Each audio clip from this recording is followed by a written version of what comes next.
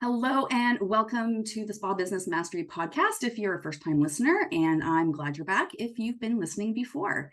So we're in Q4. That means we're in the last little stretch of our ability to make sales. And when we were at the beginning of the year, or even maybe this time last year, when we were thinking about our 2022 goals, it's one thing to make them, one thing to post them for your team, to have team meetings, but it's usually right around mid-year that if you haven't been keeping your eye on the prize in terms of what your goals are and where everybody is at with those goals, it's kind of easy for kind of the 2022 plan to kind of fizzle out slowly. So I don't want that for you. I want you to be mindful of what you should be looking at in your business in Q4, as well as what action steps you might want to consider taking to squeeze a little bit more profit out of your business. And really, at the end of the day, when you know better, you do better. All right. Okay. So let's get into talking about this. So the first thing I want you to do is to take a look at your 2022 goals that you put together at the beginning of this year. And I want you to do an assessment. Take a look at, pull your year-to-date sales, pull last year's sales at the same time, and kind of see where you're at. Is it up? Is it down? Are you close to your 2022 goals? Sometimes it's hard to keep that momentum going. So having a look at what you actually created for your goals and comparing them to how close you are, as well as how it's doing over last year, will give you some insight about what you can do in this last few months to make sure that you hit those goals and exceed them. All right. So if you're close to your 2022 goal and it looks like, you're going to make it, or you're going to exceed, you might barely make it, then what I want you to do is consider regrouping in terms of your sales skills, the team sales skills, their scripts, more importantly. And maybe everybody just needs a little refresher on how to close the sale. You're going to have to figure out where things are weak in terms of sales with you and your team. So if you're a solo, you got to be honest. Where are you weak with your sales? And that is pre-booking. That's your retail sales. That is, all those treatments, the treatment plans that you have for your clients. So it just may need a little bit of a kick in the pants to get regrouped in terms of what you're offering, and maybe just talking about it a little bit more. It's easy to get into the habit of talking about personal stuff with our clients.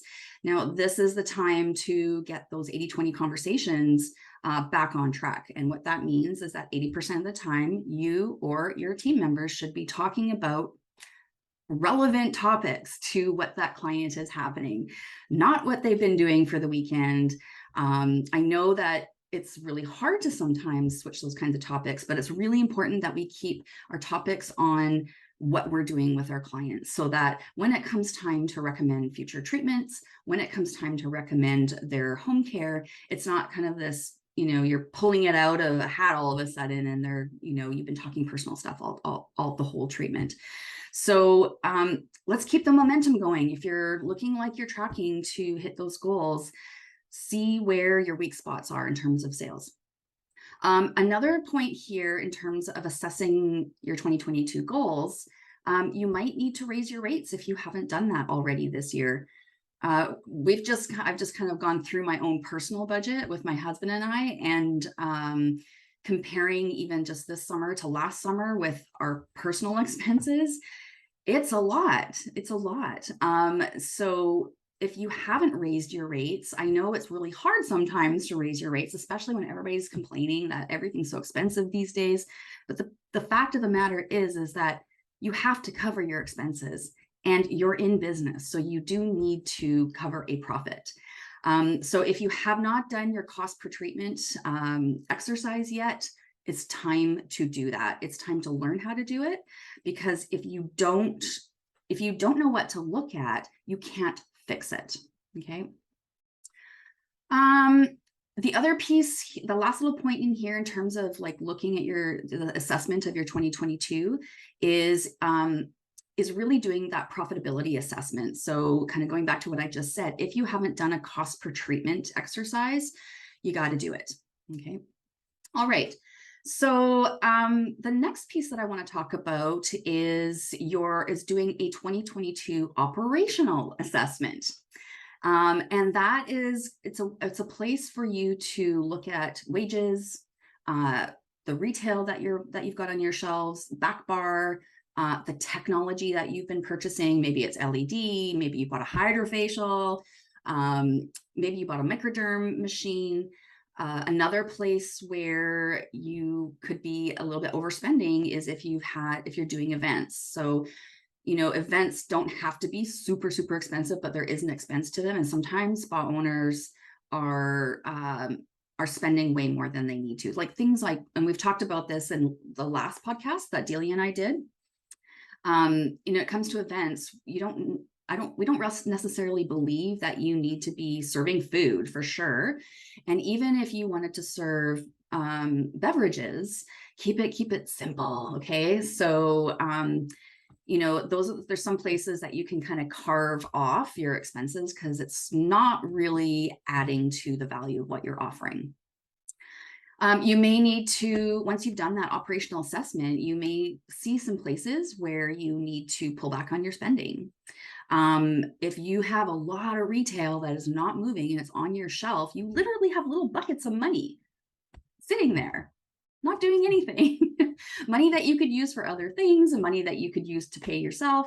So, maybe you need to come up with a plan to get the team excited to be selling retail items again. Maybe they need a PK brush up, product knowledge brush up. But you got lots of money sitting on those shelves. It's time to polish up your systems and squeeze out a little bit more profit for yourself. The other piece that you can do in terms of action steps, if you've done your operational assessment and realize, oops, I have really overspent this year. So you can either pull back on your spending or you can create some marketing campaigns to get some momentum going for the consumer.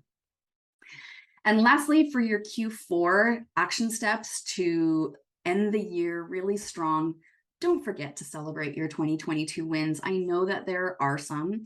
I know that there's probably lots, but what happens as humans, we tend to focus on what's not working, what we don't like, and forget to be grateful for the things that are working, for all of the hard work that you've put in, be grateful for like where you started and where you are now. That's so important because as an entrepreneur, like we are our business, our hearts are in it. And so if we're not giving ourselves a pat on the back, because we're the leader, if you're a solo, you're on your own, but if you're the leader and have a team, nobody's really going to do that for you. So it's really important that you acknowledge all of the great work that has been happening. There's always stuff to fix. There's always going to be stuff to tweak. It's literally a never-ending process.